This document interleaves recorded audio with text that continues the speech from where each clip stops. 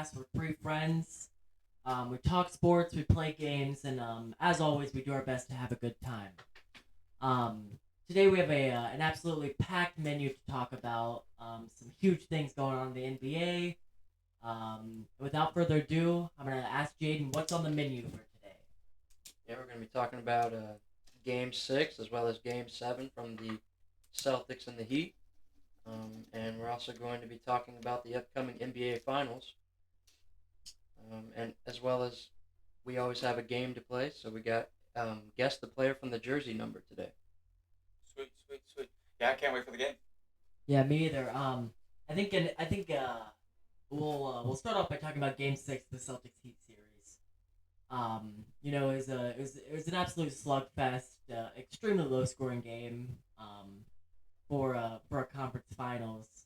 And the ending was just incredible, right? Marcus Smart, obviously he missed that three, but Derrick White came in and cleaned it up. Um, Carson, what do you have to say about that game? And a question I have: do you think Do you think that was a design play for like cleanup crew if the shots missed? Because you saw Tatum come up from the free throw line and Derrick White come from the other side. So do you think that was a design shot? Like, hey, make sure you shoot this with like 2 seconds left. That way we can clean it up. Yeah, so I saw interview. They interviewed Joe Mazzulla after the game, and they said he said like let's get the ball to Brown, obviously Tatum. Then next thing you know, let's if you can't get it, you got to scramble drill. And I think Smart got a decent shot. I mean, his fading away is a tough shot. I thought he made it. I thought he made that first. Yeah. I thought it was over. I didn't think it was over. I thought the Heat were going to be able to call a timeout, get the ball half court, and maybe even draw up a play and then win. But no, but Marcus Smart, I mean, he said it was a scramble drill after the first 3 seconds and got the ball, threw up a haymaker, and I mean, it rinned out. Next thing you know, White had the strong side, and Tatum had the weak side. I mean, really good job by the Celtics in order to do that. And I think the play was for them to obviously go crash after Right. that, after the scramble drill. Right. And even though like they designed that as a play, it's still just so fascinating just because like you could still have two guys there, but you just never know how a basketball's gonna come off the rim. If that comes off the front of the rim, it goes straight to a Heat player. Series is over, right? Exactly. So really nice drawn up play, but also a lot of luck. Jaden, as a Celtics fan, where was your blood pressure at? First off, where was your blood pressure at when Al Horford fouled Jimmy Butler on the three, but then also on that subsequent final play? Yeah, that game was crazy. It was wild, kind of back and forth, really kind of an ugly game. I heard the announcers say multiple times it was very reminiscent of like a 90s game, just Yeah. beating each other up. Nobody could hit a shot, real ugly to the end. But it really had an exciting finish. Al Horford obviously had a really bad foul there down the stretch that had the Heat looking to win the game. And then Derrick White has been there for us all series. He's been our clutchest player, not just in the playoffs, but also in the regular season. And big players make big plays. I seriously thought the Celtics were done when they were facing this 3-0 deficit. And to get that Game 7 back at Boston, win 3 games in a row, was impressive. For sure. And one thing I thought was crazy about that game is the officiating. The officiating Game 6 was wow. I mean, Yeah. it was all over the place. First half, they were kind of letting them play a little bit. Second half turned into a hack show. They called every ticky tack thing. Don't get me wrong. Butler did get fouled in that three. Yeah, He yeah, did. for sure. Now, did he double dribble before? Yeah. I mean, thing is though, and then they called it on Tatum down the other end. Um, and Derrick White traveled on when he was trying to get that pump fake and one. I mean, yes, the all referees obviously like are you're gonna miss a call. Not everybody's perfect. I've refing is hard. Refing is hard. I've done all three phases of the game: played, coached, and ref. Refing is by far the hardest. And I mean, because whenever you ref, you're gonna make 50% people happy, 50% of people not happy, and it's as a ref, that's difficult to take in. It's like, gosh, I mean, I think personally, refs are not out there to screw games, though. You know Right. what I mean? I think they're actually out there to say, all right, this is what I think it was, and that's what I think. Like that's what I think. You know what I mean? And I don't think they're out there to scam anybody. Yeah, absolutely. I don't think refs are out there to screw games. I agree, but I do think that they're really bad refs. Even if they're out there to screw games or not, I just think that they're bad refs. And Totally agree. It's interesting, and I think part of being a good ref, I don't even think part of being a good ref is getting every call right. I think one part is dealing with the personalities on the court, but also I think the second part of being a good ref is being consistent. If you're gonna make all bad calls, make them all bad calls. If you're gonna make all good calls, make them all good calls. But be consistent. That's all anybody even asks. So, I just think that you know, it's amazing to me that in Game 6 of the Eastern Conference Finals, you kind of have that big of flubs in the second half of one of the biggest games of the year, right? Yeah. So, I don't. We can sit and complain about officiating all we want. We don't make enough money to have answers. But it was pretty poor officiating. Yeah, so I just want to say something right before we get off the referees. How about the burner account? Yeah, I know. That's interesting. How about the burner account? Yeah, well, that's an interesting circumstance because just like you were saying, as a ref, nobody's on your side ever, Exactly. except the other two refs that are on your team, right? Mhm, Nobody else is on exactly. your side. So I wonder if the guy just felt like he needed to feel some sort of support, even though it's from himself. Like that's an interesting circumstance to have a burner account. Sure. So is that for sure like his account though? Has anybody confirmed? I that? don't think they've. I don't think they've confirmed it, but if you read what he has tweeted about himself and read replies of what he's tweeted, it seems like he's just always backing himself. Right, and it's not like, well, it's not like he's like Scott Foster, like what's the guy named Zach Soskin or Zach Zarba. Zach Zarba. Yeah, it's not like he's one of those big dog officials. He's kind of just like a mid to good tier official. Nobody probably knows his name, so it's funny like all this support just for this one random official. This one random official. Yeah, I'm skeptical about it though. I don't know if it's actually his because if you see some of the language in the tweets saying like bruh and stuff like that, I can't see Eric Lewis talking like that. And there definitely is plenty of burner accounts on Twitter, and there's people that have the time on their hands to make an account like that. Absolutely. I just saw this is a little off topic. I just saw an Alexander AOC burner account that said he's in love or she's in love with Elon Musk. Oh, and nice. it looked official. I was starting to believe it, but yeah, there are tons and tons of burners out there. For sure. All right, so just to get back on track, so Game 7 also happened and came down to who watching the series. At first, I said the Celtics were going to win, but going into the game, Heat went up 3-0. After that 3-0, I knew the Celtics would probably win 1, maybe 2. I didn't think they'd win Game 6, but I knew the Heat would go in Game 7 when everybody else was saying Celtics are going to complete this sweep and complete history. I knew the Heat would probably go in and get the job done, just because that's what Spoelstra does. That's what Jimmy Butler does. Anytime Jimmy Butler goes into a game saying, we're going to win this game, I mean, it's a little intimidating. Yeah, for sure. It is. It stinks that like the first offensive possession, Jason Tatum, twisted his ankle. So unfortunate. When that happens, you need your other superstar to step up, and Jaylen Brown played terrible. It's just simple as that. And I think the thing about Jason Tatum is, it sucks that he rolled his ankle. It's so unfortunate, but the old adage in sports: if you're out there, you're out there, right? If you feel like you're gonna be a detractor from your team, then take yourself off the court, right? So we can make all these excuses, but he played 40 plus minutes. He's out there. He needs to produce. And one thing to add to that is I was watching the game and I actually heard one of the announcers in the game, play-by-play announcers, and he was saying Jason Tatum did roll his ankle, sprain his ankle, whatever the report was yet. I haven't heard it yet, but he did do that. But the thing is, though, that's just part of basketball, playoff basketball. I mean, right. Look at the Miami Heat. They don't have Tyler Hero. That's like arguably their second, third best player, and they're just that next man up mentality. And I think that's what made the Miami Heat a better team because that next man up mentality. Caleb Martin, Max Strus, you know what I mean? All Duncan Robinson. That next man up. Yeah, for sure.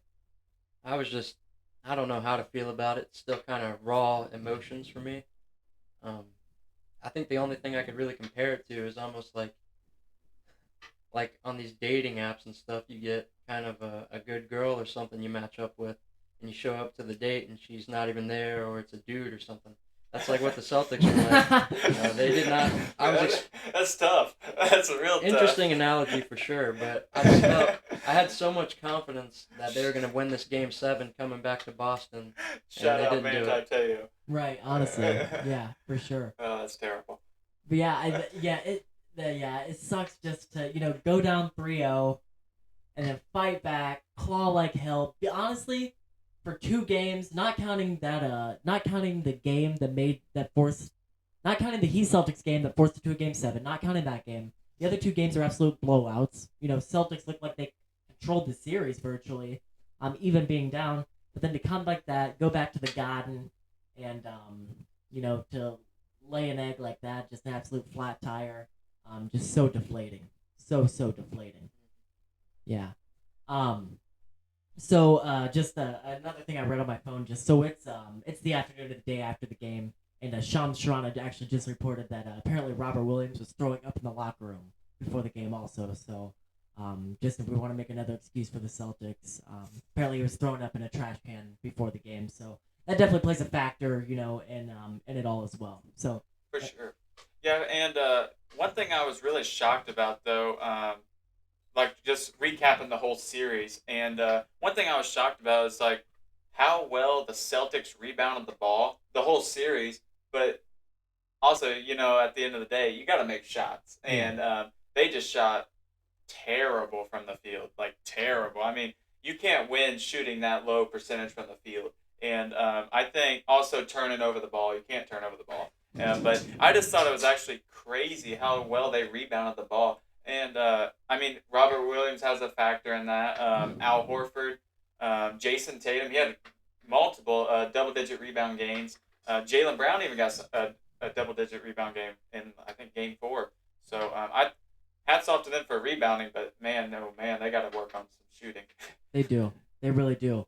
So that kind of any final words about that game, Jaden? Anything Yeah, you I gotta want get to off your talk chest? about their offense a little bit. Yeah. I know I kind of gave Missoula a pass um, a while back, a couple podcasts ago, but you kind of have to question the coaching a little bit. Just kind of watching what their offenses look like this playoffs. So up and down. It almost reminds me of like the Oklahoma City Thunder back when they had Westbrook and Harden, Durant. Obviously, we all know the Celtics are the far more talented team overall, but it just seems like they don't really know how to play together. They don't have an offense at all. Right.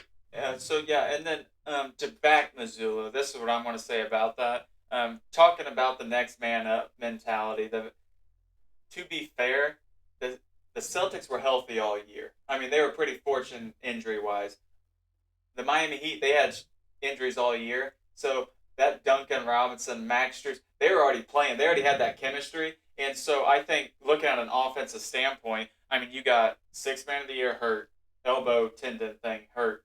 Robert Williams sick before the game. Jason Tatum rolled his ankle first play.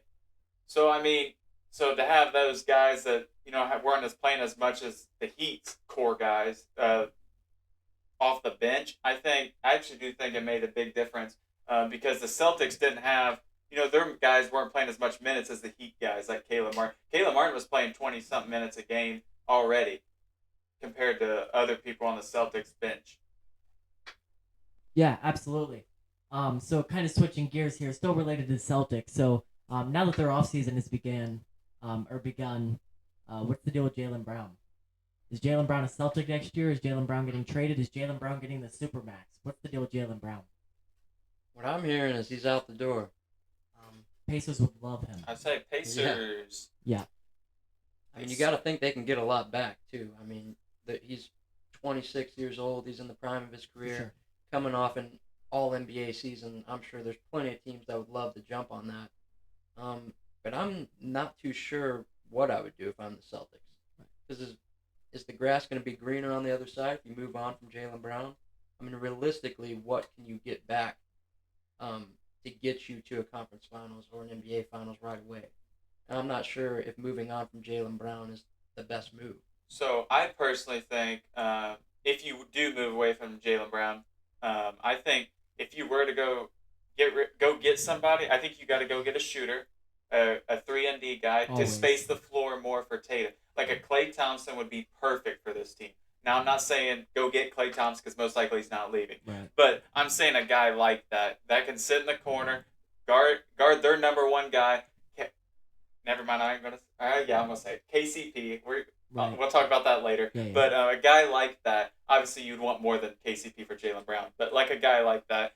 But another position I think that would be a need for the Celtics. I think a big man. I think Al Horford's getting there where he's slowing down.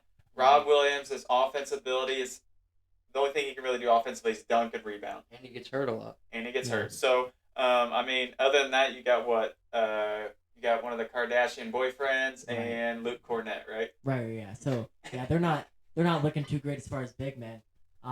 But so is Jaylen Brown? Does he have one more year on his contract? One more year, right? Yeah, but the rumor is he's probably not going to hit free agency. He's either going to be moved or he's going to sign. Gotcha. I've heard possible of like sign and trade, like a max extension trade. That's what I've heard. So in my opinion, I think that any team. So Clay's in a similar circumstance, right? I think that any team that gives either of those a supermax is making a huge mistake, in my opinion. I just think that I think Jaylen Brown's a good player, a great player, but I don't think he's a Batman. I think he's more of a Robin. And then and I think he's a little bit too streaky. And then similarly with Clay, Clay's problem is probably more age related than anything.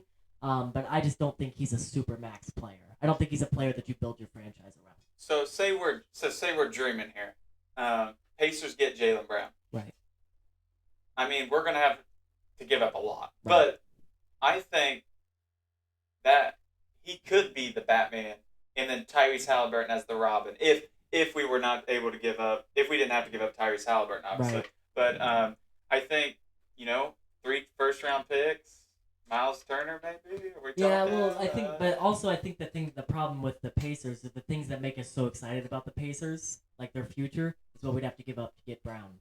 So I don't know if giving up like Mathurin and Hield and 3 firsts or whatever it would be worth it, or Turner, whatever, would be worth it for Brown.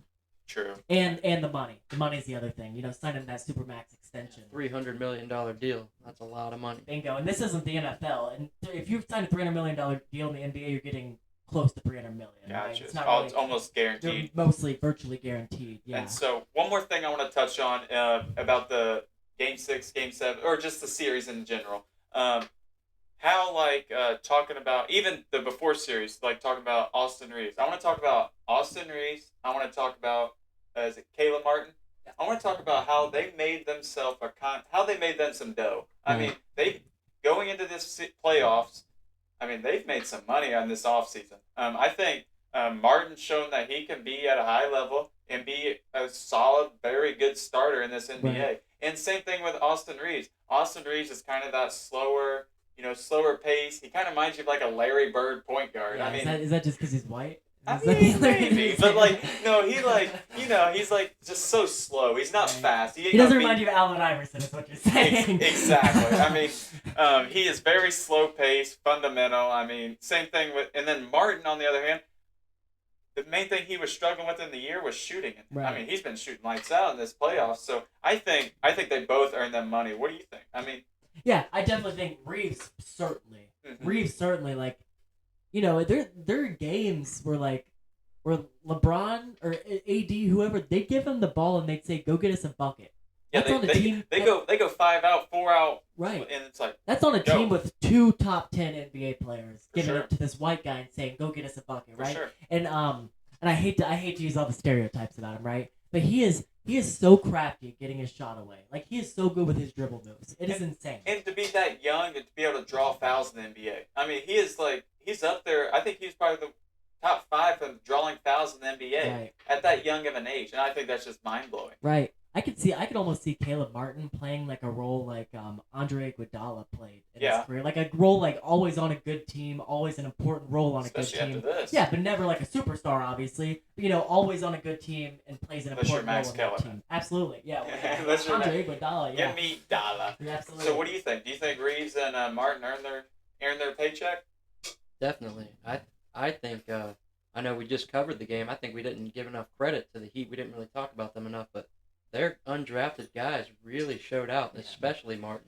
I think he should have won the conference MVP for me personally. Honestly. I know you got to give credit to Jimmy because of how he rallies his team together. He's the leader, the heart and soul of the Heat. But Martin showed out every single game. He guarded Tatum well when he had to. He got big rebounds, and he shot the lights out. Got to give him credit. Yeah, and talk about the Eastern Conference Finals MVP. I do think they got it right though with Jimmy Butler, just because of the fact Martin did he had like four he scored double digits in every game, Yeah. but he had only 2 games over 10 double digit rebounds, and Jimmy Butler, he was doing he maybe wasn't scoring 30, 40, but he was scoring 20, but he was also having 6 rebounds, 8 assists, 3 steals. I mean, he was padding that stat sheet and also being the leader of the team. So I think they got it right overall. What do you think? Yeah, no, I definitely think they got it right. My only thing with Caleb Martin, since it's like a day after the game 7, this is commonly a day to overreact. So, maybe he was just seeing a big hoop. Maybe that's all it was. Maybe he got hot for a series, yeah. And that happens, and that's why the players like that are the reason you win series, right?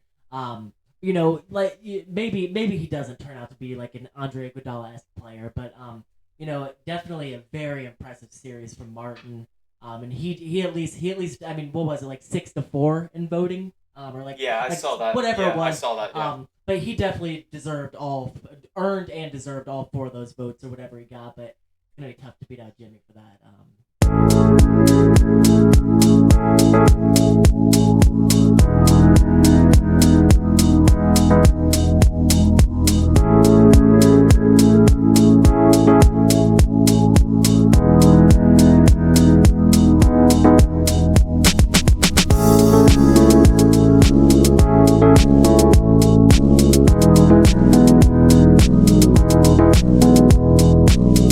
So that brings us to today's game.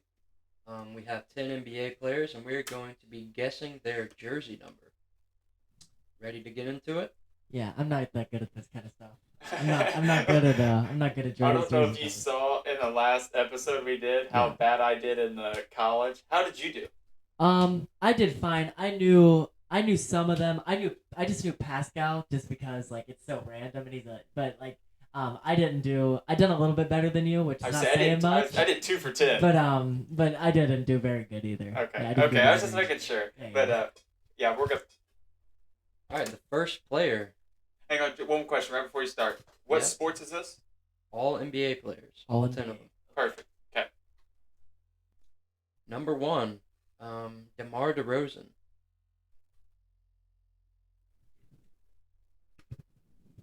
DeMar. Compton legend. DeMar, say it, the less I like it. Yeah. Let's say. Random guess. 7. 11. It is 11. Maybe I'm good at this. I'm not very good. Tomorrow I say tomorrow let's. Alright. Next. The next player is Jarrett Allen.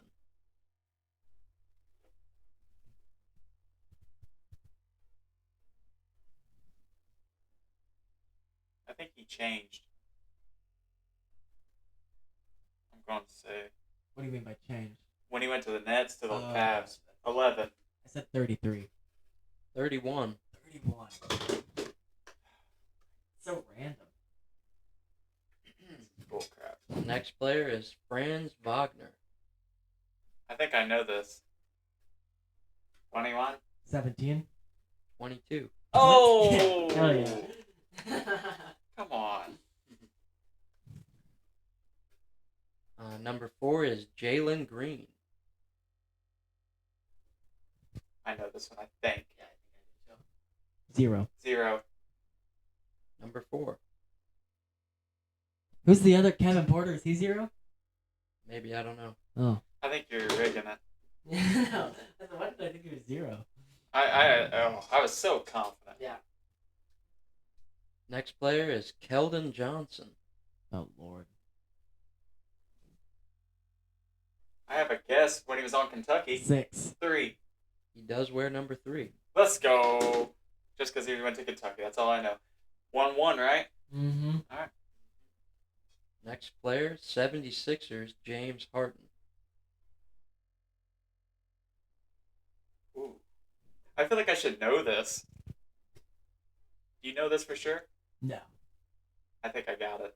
I think I do. I guess it's Houston number 13. 1. Dang it. It is number 1. My problem is whenever I think of number 1, I think of like all through youth sports. That's what all the scammers can't get with number 1. No, because usually they just go 1, 2, 3, 4, 5, 6, So I couldn't 7. imagine James Harden getting the number 1, but all right, I'll let it slide. 2-1. Let's go. Next up, Mr. 5 first-round picks, Rudy Gobert. I know his old number. That's my guess. Maybe I'm bad at this. 99. 27. It is 27. Let's go. Next up, Lauri Markkanen.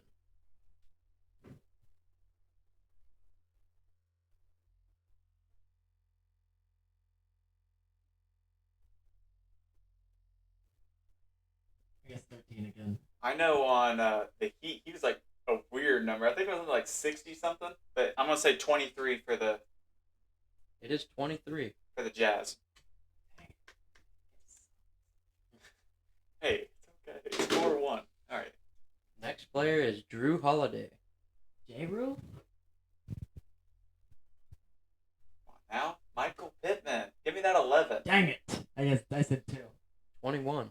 Dang it! I thought it was 11. I believe he used to wear 11. On the Sixers? When did he wear 2? I don't know. Hey, you tried. It's okay. You tried.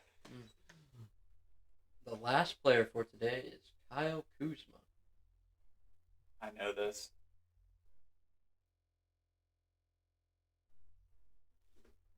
33. 33. You are both correct. It is 33. Larry Bird. Good, and you said that one was worth 4 points, right? So sweet. 4 points. I still win 6-5.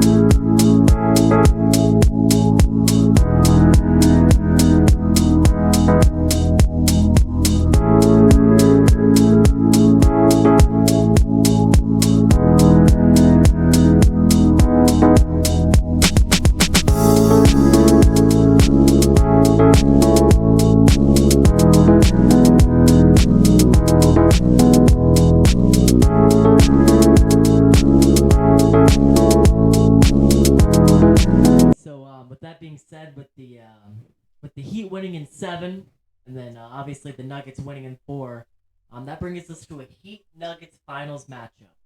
Heat Nuggets finals matchup. So, when is that game 1 gonna be? When is game 1 of the Nuggets Heat gonna be? Game 1 of That'd be a the good thing to look Thursday. Thursday. This Thursday. Thursday. So that'll be in Denver. Game 2 is Sunday. Yeah. Gotcha. So game 1 is gonna be this Thursday in Denver. I guess the first thing to think or to ponder is how much is this long break gonna help the Nuggets? You think? I mean, what do they get? 11? I think it was 11 days in between. I mean, 11 days at the very end of the season, that could be huge as far as health, mentally and physically goes. So how do you think an 11-day lapse helps them, Jaden? I think it could also hurt him as well. Sometimes when you're in the groove of a competitive series like the Heat just were, you're already used to and you're already locked in. Sometimes that gives you the edge because you're going right in, locked in, and the other team might be a little bit relaxed.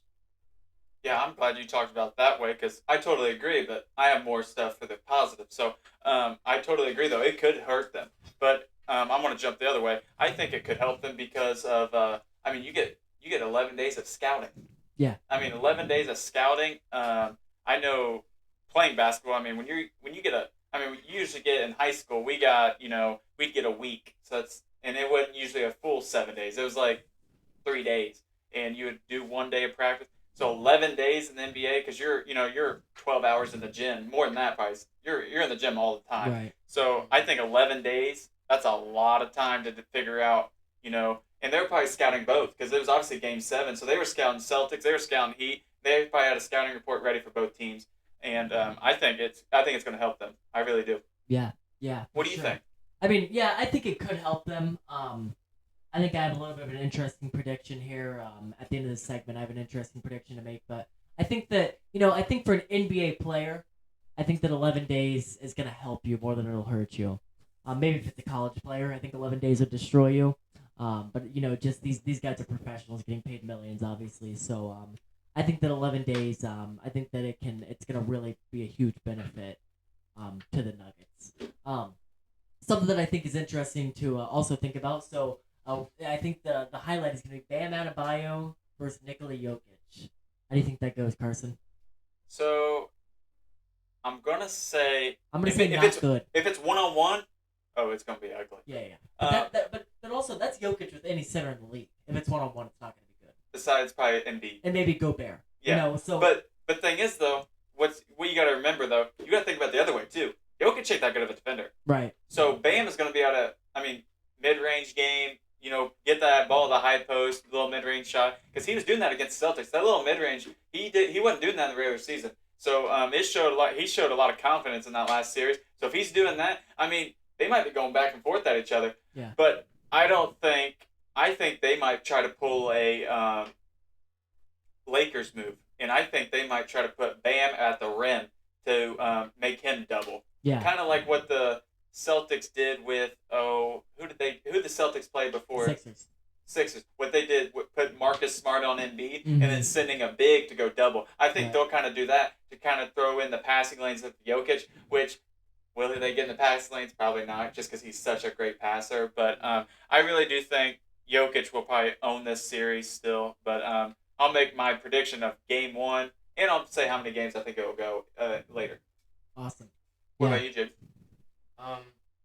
Yeah, you got to think that the Nuggets have probably been sitting back for a while, looking at this Heat team, probably practicing a lot of breaking down the zone, which I think they'll do a much better job than the Celtics did, just because of the ball movement. Jokic is obviously a premier passer.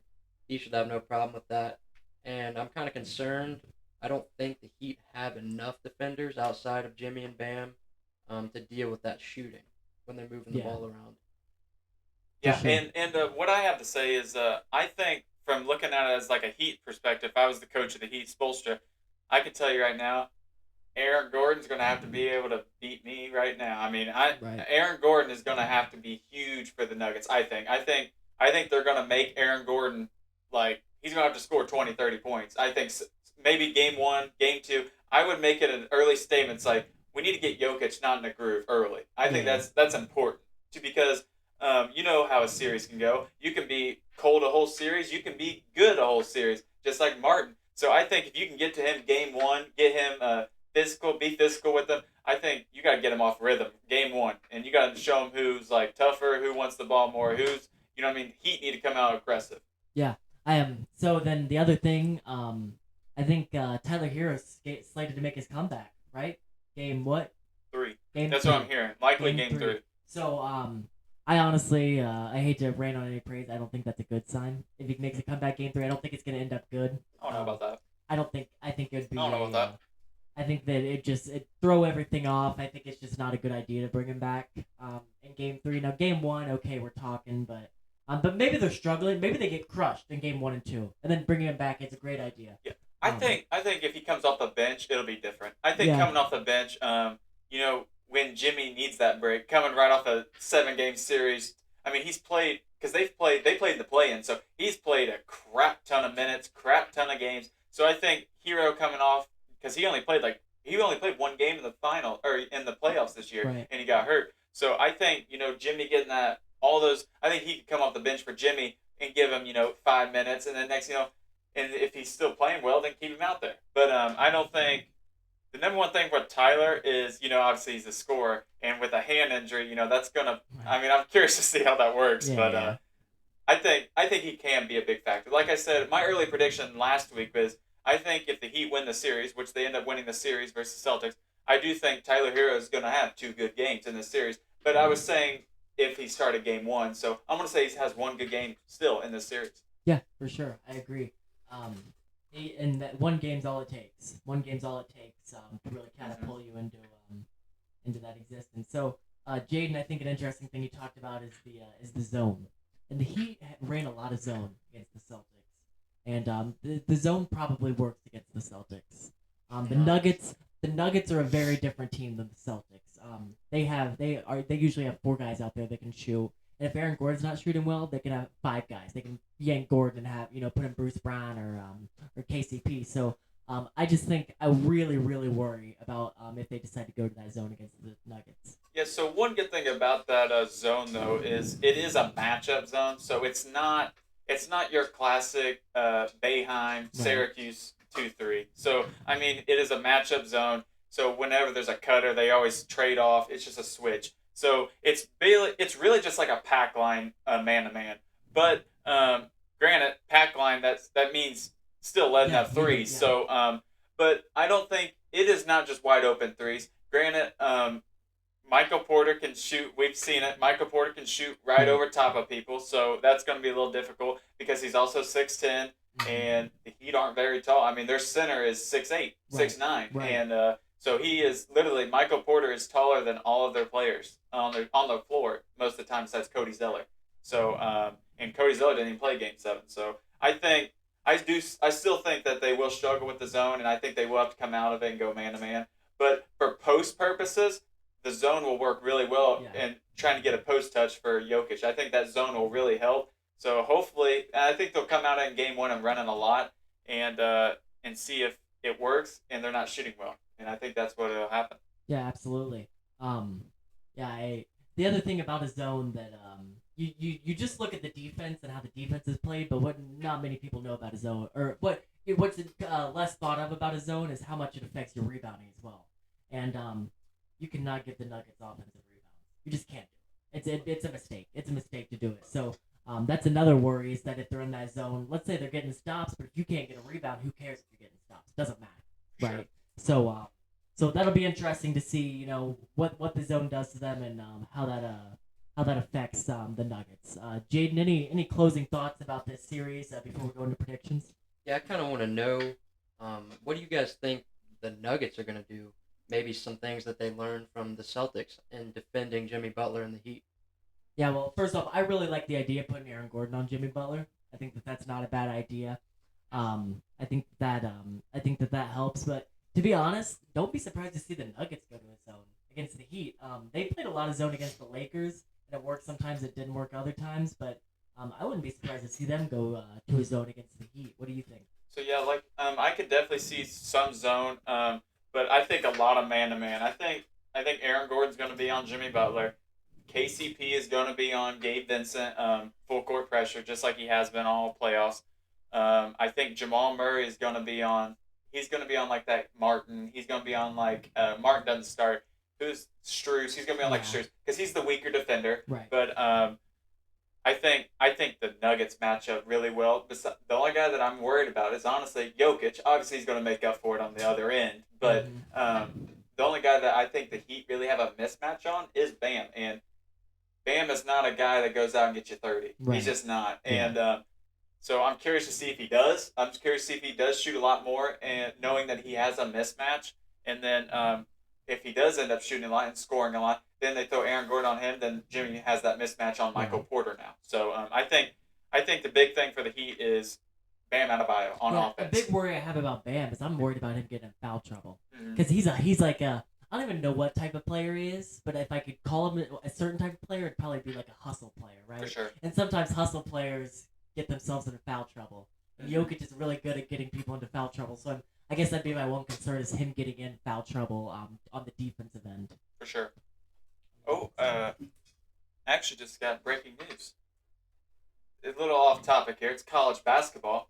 We haven't talked about much of this, but former North Carolina guard Caleb Love announces he is committing to Arizona. Wow, see, He decommitted from Michigan, obviously, and he announced he's going to Arizona. So, That's- any input on that's that? interesting. Yeah, I think it's a terrible pickup for Arizona.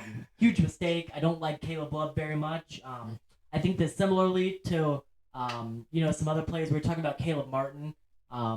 He was seeing a big hoop in the conference finals, and maybe maybe he's a very good player, Caleb Martin. Maybe he'll turn out to be one, like I've said. But I just think that in that NCAA tournament in 2022, I think that Caleb Love was seeing a big hoop. And I'm a Louisville fan, right? So that's funny.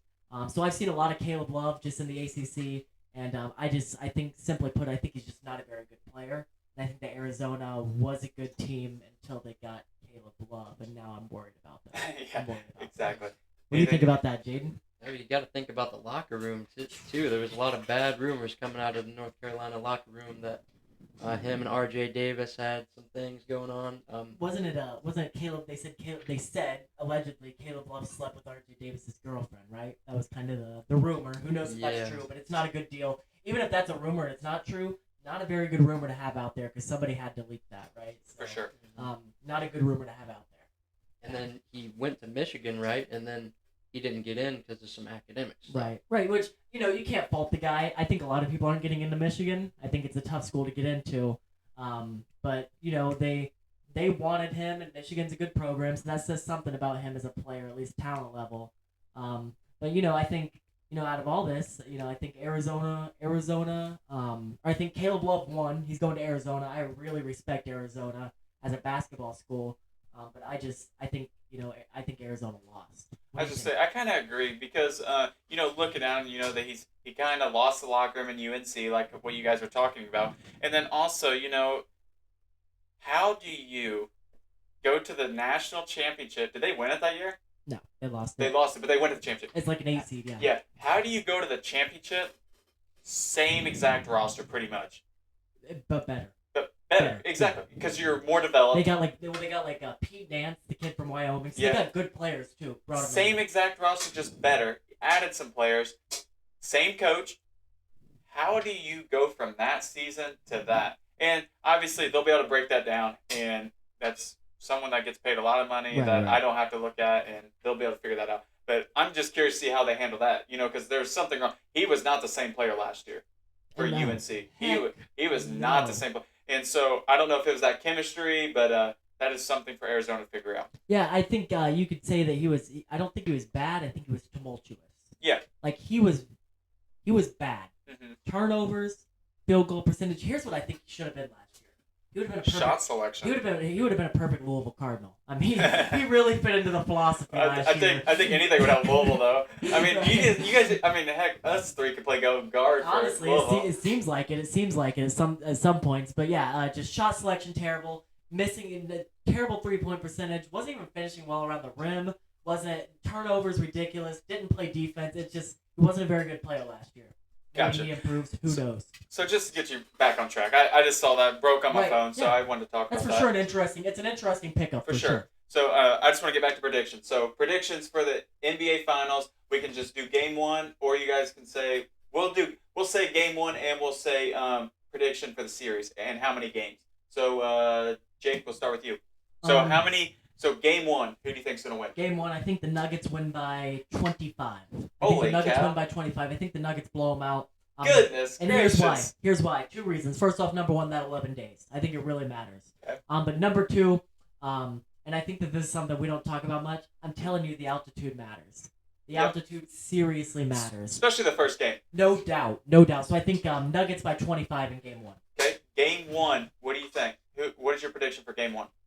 I'm with Jacob. I'm not even sure if the Heat should be here. I know they had a great run, but I think the better team definitely didn't win the last series. Right. And especially with the altitude, I think they could be in for surprise. Yeah. I think the Nuggets take care of business pretty handedly. So game one, I am going Nuggets. Yeah. By 5. I think it's going to be a good game. Because the 11 days, I think the shooting's going to be a little off.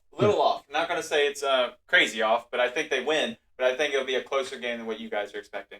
So now the finals prediction. How many games is it going, and who's your winner? I think it's going to go 5 games. I think that the Heat are going to steal one at home. But I think one that doesn't really matter, and we're all going to overact and be like, hey, the Celtics did it to the Heat. Maybe they come back, but they don't. I think it's going to be 1 in 5 games. I think they go back to Denver in that 5th game, and it's another rout. Okay. I'm kind of with Jacob again. I think the Nuggets take care of business, but I'll give the Heat one more game. I'll say Nuggets in 6, just because I think Jimmy Butler's a man on a mission. Yeah. He's came into every press conference. He's even keel. He's not going to be satisfied till he gets a trophy. I don't think he's going to be easy to take out. I think the Heat can get 2 games. And then I'm going game 7. I'm thinking Denver takes 1, Heat take 2, Heat take 3, Heat take 4, Nuggets win the last 2, Nuggets champions. So I think it is too difficult to someone that's been there. Missoula, or not Missoula, Malone hasn't been there. Right. Spoelstra's been there. He's been there 6 finals. Pat Riley's been there, done that. He's been there for out of all the NBA. He's been to 25% of all the NBA championships. That's insane. As a player, as an owner, as a coach, he's been to 25%. So I think with that organization, they know what it takes. They know what to do. I still don't think they get it done, but I think they force a Game 7, and I think it's a good series. And I think at Denver, it's going to be a lot of high scoring. At Miami, I think it's going to be a lot of low scoring games. So all games, I think it's going to go Game 7, and I think Nuggets get it done. I think that's a great point. One more thing I want to bring up before we end this podcast. We talked about 2 podcasts ago about kind of maybe the player empowerment and how coaches get let go too early or whatever. Coaches that are like in the finals, Mike Budenholzer, for example, gets let go. I think that the Heat situation right now is a testament to the importance of just having a solid foundation in your franchise. Pat Riley, I think he's been in like 20. He's had something to do with 25% of the NBA Finals appearances. Yep. Whether it be like an advisor, administrator, whatever, or a coach. And then Spoelstra's been there for decades or over a decade. Yeah, it's over a decade now. Yeah, so I think that that organization right there just has something to say about the importance of having a solid rock at your foundation. Yeah, and then you can say, you know what I mean? You can easily say this. Well, Spoelstra had D-Wade, Chris Bosh, you know what I mean?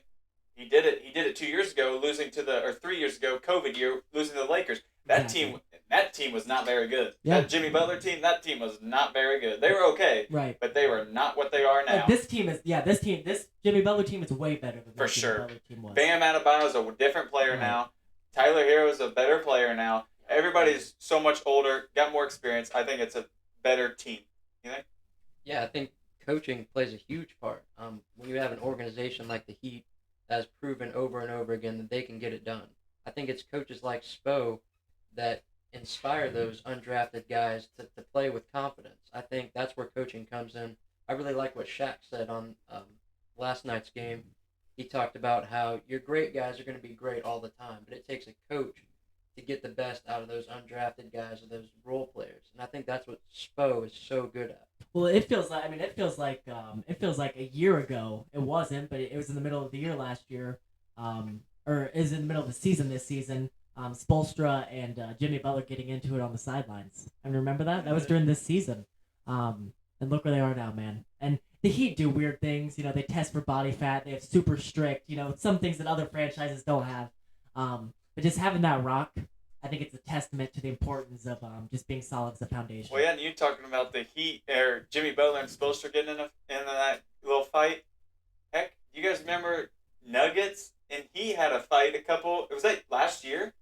Was that last year? Might have been in the beginning of this year. Beginning of this year? Because I remember Jokic. Do you remember that Jokic gave old Markieff Morris the old shoulder to the Morris back? Brothers, yeah. Yeah, and I remember Jimmy Butler said, "Meet me in the back of the locker room." And there's a cold picture of the Miami Heat looking all in the back by the locker room, waiting for Jokic. And so I mean, is it a rivalry? Is this a game of rivalry? Yeah, So, I mean, it could be. I know that a lot of times Europeans, they don't like to be touched. Like, they hate that feeling of being, like, physical. They hate when people are physical with them. So, I mean, maybe we see just a bloodbath, and maybe we see I guarantee we'd see an extremely competitive series.